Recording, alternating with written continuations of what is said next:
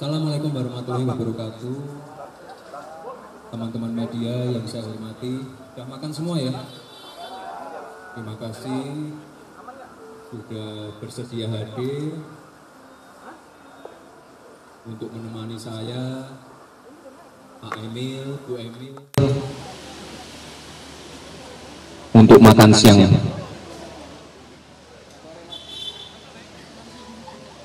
Hari ini saya berkesempatan untuk bertemu beliau berdua.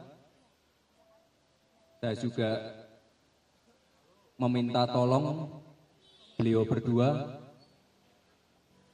untuk menjadi juru bicara saya. Ini satu paket ya, Pak Emil dan Bu Emil. Karena nanti saya ke depan saya ingin lebih banyak belusuan, lebih banyak bertemu warga di kampung-kampung, di pasar-pasar tradisional. Makanya nanti kalau pengen teman-teman pengen interview atau pengen penjelasan tentang visi misi, nah ini nanti saya serahkan ke Pak Jubir dan Bu Jubir. Kira-kira itu saja yang ingin saya sampaikan. Nanti silahkan kalau ada pertanyaan langsung ditujukan ke beliau berdua. Terima kasih. Wassalamualaikum warahmatullahi wabarakatuh.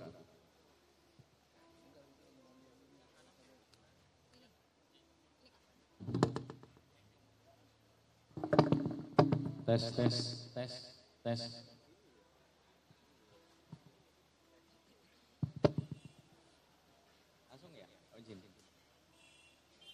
Assalamualaikum warahmatullahi wabarakatuh. Selamat sore, salam sejahtera untuk kita semua yang kita banggakan bersama. Insya Allah mudah-mudahan kabul Wakil Presiden Republik Indonesia ke depannya, Mas Gibran Raka Buming Raka, juga Mas Aminuddin Ma'ruf, beserta teman-teman media. Kita tadi makan siang, lebih tepatnya makan sore. Mudah-mudahan nggak Mas Wapres, Mas Gibran. Jadi saya pertama berkesempatan ketemu Mas Gibran tuh seingat saya di Solo waktu acara Y20 atau Y20 dalam rangkaian G20 lah. Dan dari situ kelihatan ternyata ada banyak kesamaan nih. Kita pernah sama-sama sekolah di O-level, ambil program namanya O-level ujiannya. Kemudian saya ngelihat dan ada ketertarikan untuk mengenal lebih dalam lagi apa yang sedang diikhtiarkan oleh Mas Gibran di Solo.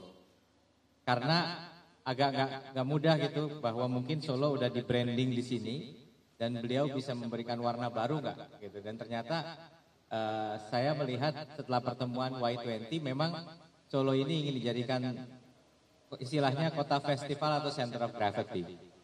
Nah dari situ, dari kenal situ akhirnya berlanjut, ini sering kontak-kontakan, terus karena Solo ini tetanggaan sama Jawa Timur, ada cita-cita, ada mimpi-mimpi terkait kolaborasi misalnya Solo Madiun dan lain sebagainya yang ingin kita bangun bersama. Dan itulah yang membuat hari ini saya begitu ditanya oleh Mas Gibran beserta istri Mbak Arumi, kami tentu dengan setulus hati ingin membantu perjuangan Mas Gibran, ikhtiar Mas Gibran, yang insya Allah dengan segala kerendahan hati saya melihat bahwa ada potensi besar untuk membawa warna yang sangat berbeda dalam kepemimpinan Indonesia, yang sangat relevan dengan apa yang sedang berlaku. Ibaratnya hari ini kalau kita diajarkan selama berpuluh-puluh tahun, jalan tuh ke sana. Sekarang udah berubah. Karena nggak ada yang tahu harus ke kiri, ya, ke kiri atau ke kanan, ke atas atau ke bawah. Saya ngelihat justru sebagai seseorang yang terlalu, saya kadang melihat saya tuh di tempat sangat akademik, saya ngelihat angin segar dari obrolan-obrolan dengan Mas Gibran. Nah mudah-mudahan tentunya ikhtiar yang diawali dengan makan sore ini bisa dibarokahi oleh Allah Subhanahu Wa Taala. Mas Gibran sehat terus, capeknya pasti luar biasa dan saya juga ingin sampaikan ke teman-teman media bahwa tentunya ada beliau-beliau yang saya ajak konsultasi. Yang pertama karena ini menyangkut Mbak Arumi, tentunya ada yang namanya restu mertua. Izin mertua, itu harus dapat. Ya, yang kedua tentu yang tidak kalah penting, ini tentu juga ada alhamdulillah Partai Demokrat, di mana saya juga menjadi Ketua DPD Jawa Timur, adalah partai yang berkomitmen untuk mensukseskan Bapak Prabowo Subianto dan Mas Gibran Rakabuming Raka. Dan untuk itu ini linier sekali dengan perjuangan partai, dan kami sudah melaporkan melalui Sekjen kepada Ketua Umum untuk kemudian ini semakin mempererat tali persaudaraan, persahabatan Partai Demokrat dengan Mas Gibran.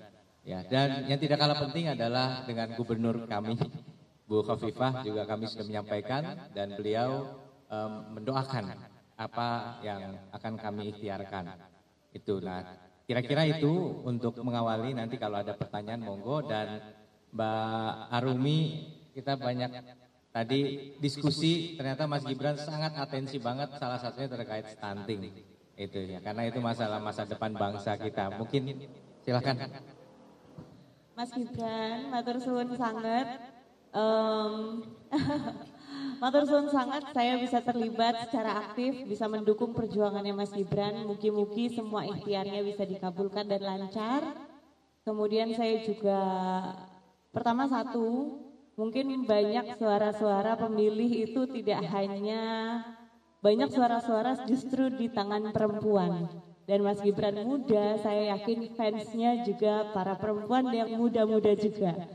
Nah, mereka-mereka ini yang paling tahu masalah apa yang paling relevan yang dihadapi sekarang. Para ibu muda atau mungkin yang masih single dan perempuan. Nah, ini juga harus bisa menjadi fokus kita dan menyelesaikan masalah. Itu aja, matur suwun. Satu lagi tadi Mbak Arumi nitip pesan sponsor ke saya, jangan lupa nanti Mas tawarin pempek ke Mas Gibran. Alhamdulillah beliau berkenan karena ini orang Palembang. Jadi seneng banget pempek. Begitu ngelihat, wah ini Mas Gibran mesti makan.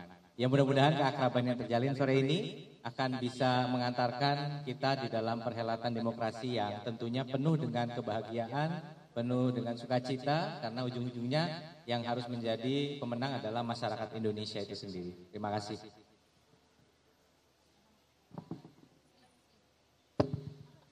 Silakan teman-teman, jika ada yang mau ditanyakan, saya kan tiga saja. 1, 2, satu lagi, udah ya, 3. Sebutkan nama dan sosial medianya ya.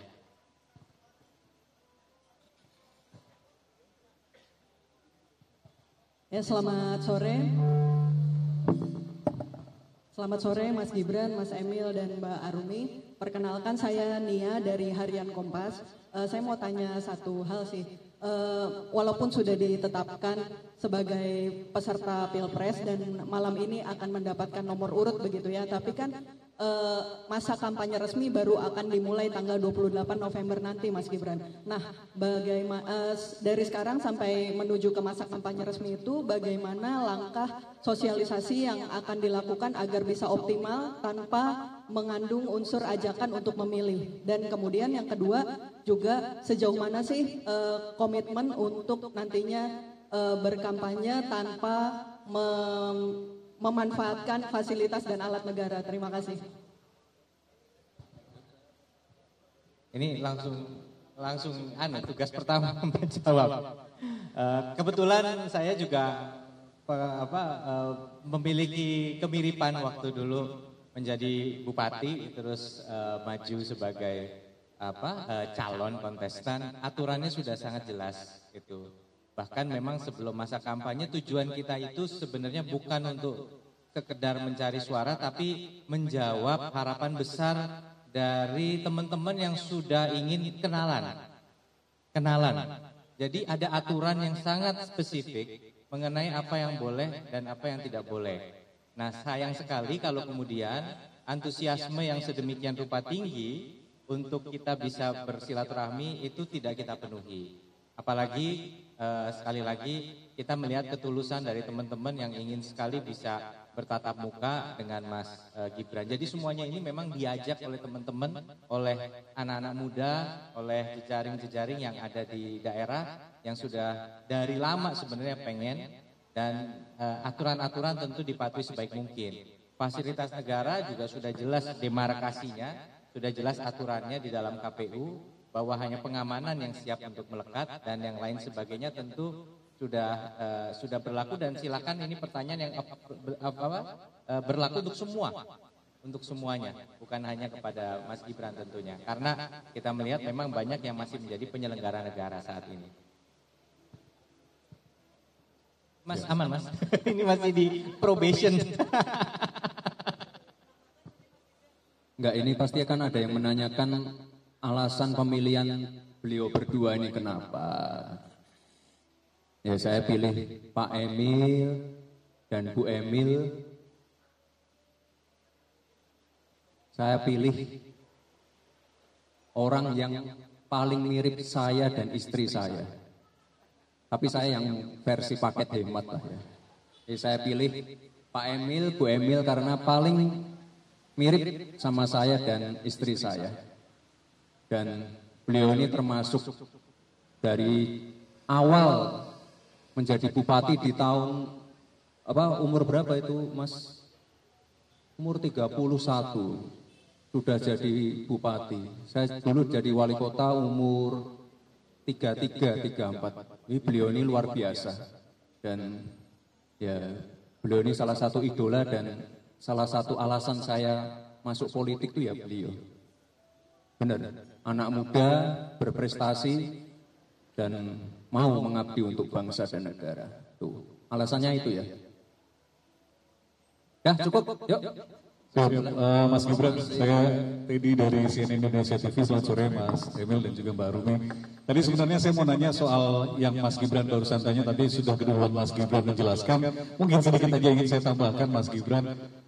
Ada konsultasi dengan senior nggak memilih Mas Emil dan Mbak Arumi dalam sebagai jubirnya? Terus untuk Mas Emil dan Mbak Arumi, pasti yang disasarkan ada anak muda. Tadi Mbak Arumi sendiri bilang ibu-ibu muda. Akan menggunakan lebih datang langsung atau memanfaatkan teknologi dengan sosial media kampanyenya nanti membantu Mas Gibran? Terima kasih. Izin tugas kedua.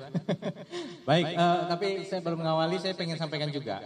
Kita mendambakan Indonesia yang anak mudanya saling mendukung, saling berjuang bersama. Saya sering WA-an dengan Mas Gibran dari dulu, dari sebelum tahun ini ya. Dan salah satunya waktu singanya di Solo Safari agak kan sempat viral tuh singa di sana tuh. Ya. Nah itu kita guyon-guyonan gitu. Terus dia bilang, loh itu asalnya dari Jatim juga itu singanya katanya gitu. Jadi banyak sekali keakraban yang membuat ini menjadi sangat-sangat alami dan natural. Mudah-mudahan saya bisa memenuhi harapan Mas Gibran sebaik mungkin. Nah tadi itu mungkin kalau pertanyaan tadi kan ke Mas Gibran nanti biar tentu Mas Wapres ya, Mas Cawapres yang akan menjawab. Kayaknya pertanyaan lebih ke Mbak Arumi, silakan. Matur suwun, kalau masalah turun atau sosial media yang pasti Indonesia itu kan luas sekali. Jadi kalau pasti dua strategi itu harus dilaksanakan. Cuman yang pasti sebagai anak muda, apalagi perempuan, karena saya pasti akan mengincarnya sesama perempuan, sesama ibu muda, pasti kita memilih untuk kontestasi atau kompetisi yang sehat gitu. Jadi kita bukan berarti ketika kita muda kita berasa kerusuh, bukan berarti ketika kita muda kita nggak menjunjung tinggi kesopanan. Harapannya ini kan sebetulnya pesta demokrasi buat semuanya, buat yang tua, buat yang muda, apalagi yang muda sebetulnya, karena yang muda-muda ini yang mikirin masa depan juga. Jadi dua strategi itu pasti digunakan. Ya, balik Mas Amim. Oh, satu lagi ya. Selamat sore, saya Pulpi dari Metro TV.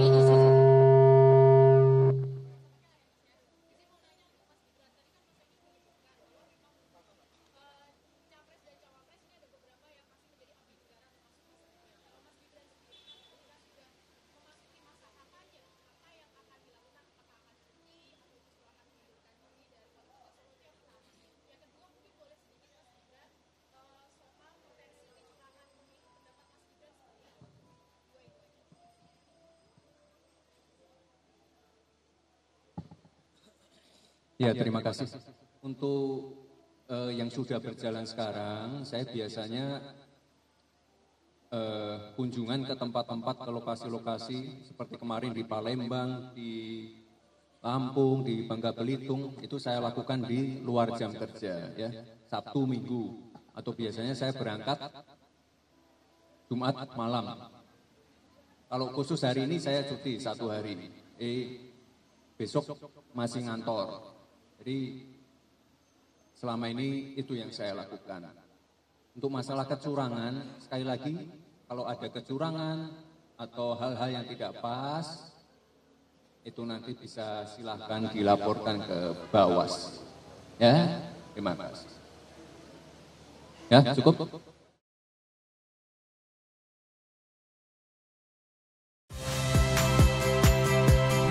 Saya Rahmat Ibrahim. Saksikan program-program Kompas TV melalui siaran digital, pay TV, dan media streaming lainnya. Kompas TV, independen, terpercaya.